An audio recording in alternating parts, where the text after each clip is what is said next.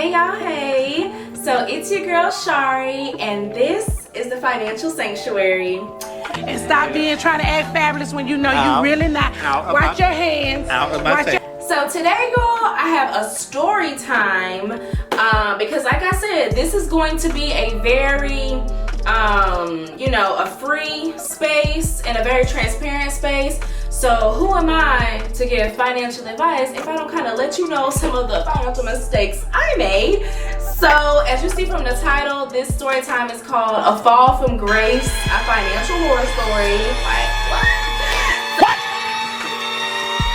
What the fuck? So yeah, we're gonna go ahead and get into it.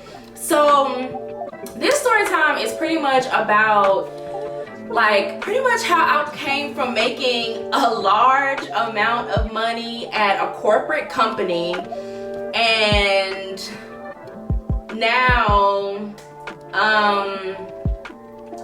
things are just a little bit different. So yeah, we're gonna just talk about that, but not in a bad way, because I'm not gonna say that I'm like in a terrible space. It's just the fact that I'm not relying on a paycheck anymore. Like, I literally rely on myself to make my money. So yeah, but we're just gonna talk about it, and really this is going to be for my girlies that are, maybe in corporate right now and have a side business, or for my girlies that are in corporate but thinking about going into business. Yeah, we're gonna talk about it. So, okay, so I worked for this company. I'm not even gonna bring up the company, child, because they don't need to be discussed, because I really, 0 out of 10, 0 stars, would not recommend, I would not recommend them at all, at all. The benefits and the pay was the only thing that you could rely on. That was gonna be the bomb.com over there, but that was it, okay? So I worked at this place, and I worked there for a while, and around COVID is when, before COVID, I had made a pretty good amount of money at that location. But during COVID, oh baby, we boomed, baby. I'm not gonna lie, I have no college degree, and I hit almost 6 figures that year. Yeah, okay, so, when we talk about a fall from grace, we talk about a fall, okay? A plummet, okay, from grace. But anyways, and if you see this outfit, I did do the introduction to the channel video in this dress, so that is why you are seeing it again. I am doing a double record, so yeah, I'm not dirty, I'm just doing a double record, y'all, okay? But anyways, back to the story. So after COVID had pretty much hit, tumbled us apart, broke us all down, we ended up going and working at home. So, okay, working from home was great as well, because our position ended up changing. So then I was only doing 5 calls a day. I'm not even talking to customers. I'm making $6,000, $7,000 a month. Life is good. Literally, life was so good at that time. So, life is good. You know what I mean? So, certain things that I would do, and I definitely recommend this. This is gonna be a little budgeting tip. So I would take this, this little budgeting tip. But because of the way that I was being paid, I was on salary and I received a commission. Our commission came at the beginning of the month. So that's your largest check. So because that was, and like I say, this is for people who are maybe on a commission and salary job. But if you don't necessarily have the luxury of doing something like this, then maybe not this budgeting tactic. But because that was my largest check and I knew that I was getting paid at the beginning of the month, I paid all my bills at the beginning of the month. No lie. Every single bill that I had to my name, I paid it at the beginning of the month. So therefore, in my mind, mind you, I'm still thinking like a consumer, and we are going to do a separate video on how to change the mindset from a consumer to an investor. But I was still thinking, well, I'm not going to say that. I was still thinking like a consumer slash investor, because so a part of my bills at the beginning of the month, I would pay all my bills, And then I also invested in stock. So at the time, I was invested in Apple, Delta. For some reason, I had gotten AMC stock, and I don't think that was a really good decision at all, but I felt like AMC was gonna go back up once the world reopened, so that's why I bought it, which, okay, now I think about it, it was a good decision. But anyways, AMC stock, and I believe I also had stock in Tesla. All right, so I was investing in those four companies, and then I also was playing a little bit with crypto every now and again. Like, I was trying to get my feet wet with it, but I really didn't understand it. So in all honesty, I lost money in crypto during that time. I probably lost like $200, $250 because I was like playing in it, but I really didn't know what I was doing. So okay, so boom. So I'm making this great amount of money. Now, mind you, okay, I'm paying my bills at the beginning of the month. I'm doing a little bit of investing in stock, and I would go out. I would shop, child. I would go out with my friends. Me and Home Goods and Target was besties. I was just living that girl, living that life, you know, living that soft life. You know, the girls want to talk about the soft life. Now, living that soft life, literally, like, that was me. So, and I'm feeling like everything's great. Life is made, you know, life is just great. And then my job sends us a notice that pretty much, like, listen, if you guys don't get vaccinated by April 1st of 2022, you're getting fired. You all no longer have a job. So I'm like, what? Excuse me, bitch? Like, what in the, like, why would this happen? You know, so I'm kind of freaking out because I'm like, okay, all right.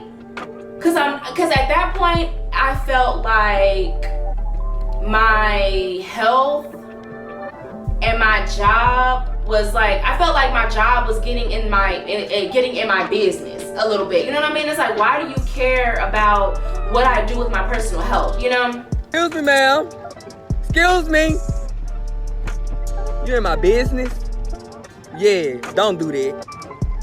So I didn't like that. And that immediately turned me off, and I immediately said, okay, well, I'm not working here anymore because there's no way that you guys are gonna make me get a shot just so that I can stay employed.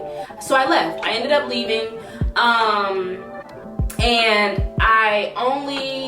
now when I left the job, I did have a pension, I had a 401k, and then I had money that I had just saved up from the months before we had left. So I had about 5 to 6 months worth of money that could hold me over. And I literally had it hold me over for that amount of time. So I took basically like a 5-month, 6-month break off. Would I necessarily recommend that to anybody? No. This is a part of my fall from grace because I started pulling from accounts that I should have never pulled from. That 401k, now that I know what I know now, working in the financial world, I should have transferred that over into, I could have transferred that over to an annuity and let it grow, you know, and have more income. There are certain, but at the time, I wasn't even focused on I wasn't focused on my insurance license. Roughly at that time, I was focused on real estate. I had just finished real estate school, so I was going and taking my real estate test. I was not able to pass the real estate test, and I just kind of like was like, okay, forget it. I'm just gonna stop working on that. I ended up getting the opportunity to work in life insurance, so that's when I started getting my life and health insurance license, and I worked for Aetna for a while. But to go back to, you know, that 6 months when I was off, during that time, I either should have found another job quicker. The thing about it is I didn't have the luxury to take off those 5 to 6 months, and I'm just gonna be honest about it. At the time, I was 26 years old. Well, I think I was 27. I was 27 at the time. And it's like you really don't have the luxury to be taking off, you know, 5 to 6 months off of work you're in the heat of your, like, you're in the heat of your work at this point. You know what I mean? Like, and that's, to me, your 20s is your grind time. And how dare me take off 5 months, you know, when I really should have just put myself into another job. I should have put myself into another career and kept it pushing. But that's neither here nor there.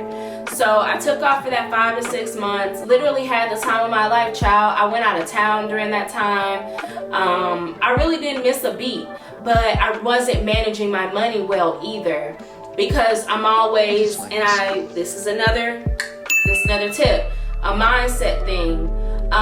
Always in the mindset that, oh, well, I'll get more later, or I'll be able to recover those funds later, or I'll be able to recoup that money later. Like, you don't have later. There's, like, stop it. Stop thinking that you have time. This concept of I'll have time to make it back, we have to stop thinking like that, because yeah, technically you do, but shoot, sometimes you don't. Sometimes people die, you know what I mean? Sometimes things happen and you don't have time to make it back. Literally, life can flash before your eyes and you didn't do enough with the time that you had. So that's definitely something that I will never, ever, ever think about again. Like, oh, I got time to make that back. No, you don't. No, you don't. So just living life, you know, having a good time, whoop-de-whoop. And then there were like a few months that it got rocky. Not gonna lie, it got rocky. So now I've used up pretty much all of the money. I've used my investment money, the money that I put into Tesla and Apple, I've dipped into that. I've done my pension, I done my 401k up. Like, now you don't even have the money that was supposed to be like your leverage, your backbone, you know? So I would never recommend anybody do that. But nonetheless, so I continue to move. So then it's 2022. It's like maybe, it's like summer. So like June or July of 2022, I did apply to get food stamps, child. I got awarded the food stamps because, girl, it got crazy. So I was on food stamps at the time. There was a rental assistance program that was helping people with their rent. So by like July, I didn't have no more money for rent, and my rent at the time was like $1,700. So I was out of money for rent by July. So luckily, the rental assistance program, they paid my rent from July to, I want to say, December. By the grace of God, they paid my rent from July to December, and that was really, like I said, I'm so thankful to God that happened, because your girl was really destitute. Now, like I said, I ended up I think in July or August, I ended up actually getting a job though. So like I told the girl, I was like, well, I'm about to have a job, you know what I mean? I'm probably not gonna need the rental assistance that long, blah, blah, blah. So I ended up getting a job, and I was like contracted through with Aetna. And so I was working there, and the job was salary plus commission. I was under the impression that we were gonna be getting our commissions like every month. I literally had to wait until January to get all of my commission from October through December, because we worked their annual enrollment period. So I sold Medicare Advantage plans during their annual enrollment period. So I'm like getting like a base paycheck, you know what I mean? I'm making like, I think at the time I was making $20 an hour, which wasn't bad, but with taxes getting taken out, my rent is high as hell. You know, I was still on food stamps for a while. They didn't cut my food stamps off until, I want to say, January as well. So I still was having food stamps, so I was still making it, but it was like, it was shaky, but I was glad that I had a job nonetheless. So I'm back working at a job, whoop-de-whoop-de-whoop. And my finances are still kind of looking shaky, because it's like, there are certain things that, I don't know, it's just, my accounts looking crazy, credit cards looking crazy. I had an Amex at the time, so I'm like, I'm trying to maintain my Amex because Of course, if you got an Amex, at one point you was able to maintain it. So I'm like, dang, let me try to keep my bills up. I'm just literally trying to maintain. At this time, I'm really not investing in stock, real estate. I'm not investing in stock or anything like that at this time. I'm literally just trying to pay my bills and maintain my household, okay?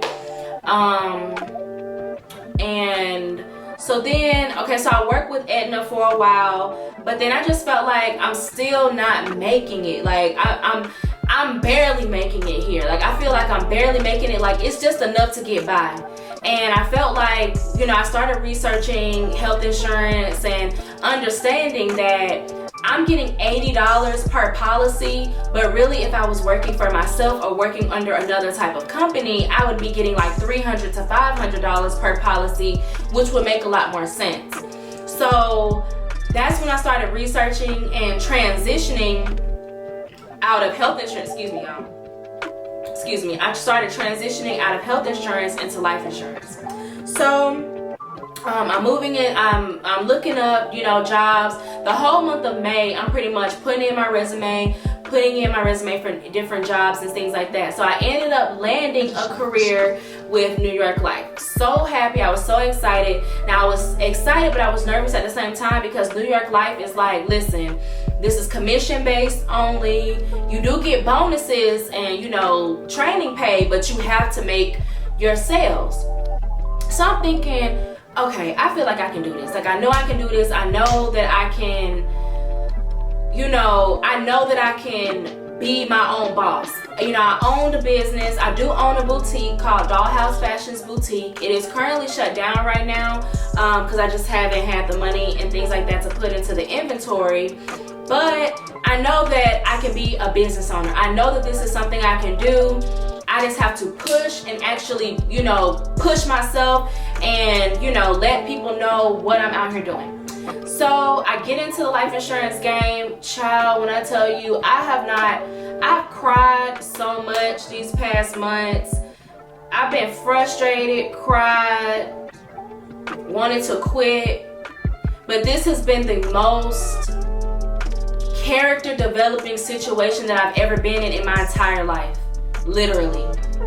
And the most faith that I've had in God in my entire life. I feel like I've leaned on God before and I've had faith in Him before, but this type of faith is some type of faith that I've never witnessed, I've never felt in my entire life. And I personally, I will never doubt God a day in my life. You know what I mean? I don't know who y'all worship, but let me just let you know. My God, I never doubt Him a day in my life. I never doubt Jesus Christ a day in my life because the love and the favor and the grace that I have received over these last few months, even though I feel like I have nothing, I have so much. And I want this story time, even though I feel like, even though I'm being funny by saying it's a fall from grace because I was making so much money, but I was making this money while I was underneath a bigger company, a bigger corporation. Technically, I'm making them billions of dollars while I'm thinking these thousands that they're giving me is something. You know what I mean? And now I've transitioned myself to a career where I get 100% of my commission. You know, I create my own schedule, I create my own day, and I am the reason for my success. I manage the trajectory of my own success. Not a manager, not a boss, nobody. I am managing that. And that's what I truly love about this experience because I'm not gonna lie, do I have thousands of dollars in my bank? No. I only accounted for roughly 2 to 3 months when I left my previous job, and that money is gone because I've had to live, literally. But the people that I've met,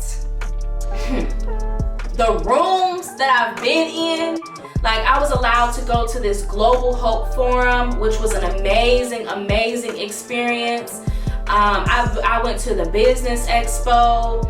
I've met just amazing people. I've been gone to different networking events and just been invited to different places by different people that I've met. And really, the biggest thing in business is you. You are your biggest selling point. It's not the product that you're selling. It's not the website. It's not the page. It's literally you. You are the business. And that is the biggest thing that I had to learn, because when I first started, I was so focused on the product, so focused on selling, bump selling. You are the product. People are buying because of who you are, literally. And I want y'all to watch this movie called Hunger. I watched it recently the other day, and pretty much he's a famous chef, and he was like, the people at this point are not even coming for the food. They're coming for me because of the experience that I put around the food, because of the places that I've been able to be in and the places that these people have seen me in. They're coming for me. Bump the food, they're coming to take a picture with me. The food is just the food is just extra. You know what I mean? And that's how you have to feel about yourself and your business. I'm the business. They're buying because of who I am and because I'm bomb. You know what I mean? The product is just an accessory, you know, but I am the main attraction, okay? So that's definitely something that I've just like learned and figured out. So even though I feel like it's a fall from grace, because right now my bank account does not look the same way it did a year ago, the insides, me personally, the person that I have developed into and the person that I am continuing to develop into is 1,000 times better than that girl a year ago. I swear to you, that girl a year ago, the way that I thought of money, the way that I would handle money, the way that I would just be so, just splurge so, and just be in such of a mindset of, oh, I'll get it back. It'll come back later. I'll get that later. You don't always get later. And if anything that this situation has taught me, is definitely taught me to save. Save and live below your means. There's no reason that you should be buying things and living above your means just because you want to, just because you saw it on TikTok, just because you feel like you want to change your aesthetic. Literally sit in yourself and understand that I am who I am. I am in the position that I am, and I have to change in order to enjoy this situation. At one point, I kind of hated that I wasn't able to go shopping, child. Like little small stuff, like I'm like, oh my God, I can't go shopping. Or, oh my God, I can't go buy this. Or, oh my God, I can't go do that. But what do I have? I have a refrigerator full of groceries. I have a pantry full of groceries. My lights are on. It's warm in my house when it's cold outside. You know what I'm saying? I have clothes to put on my back. No, I haven't went shopping, but there's also some pieces in my closet that I haven't even worn. So maybe you should go in and see what you haven't worn. Maybe you should go in and mix and match and put pieces together. You know what I'm saying? I say I like fashion, so really prove it. That's, you know, it's all, like I'm saying, it's all a mindset thing. You'll figure out how to survive when you stop worrying about what you don't have, you know?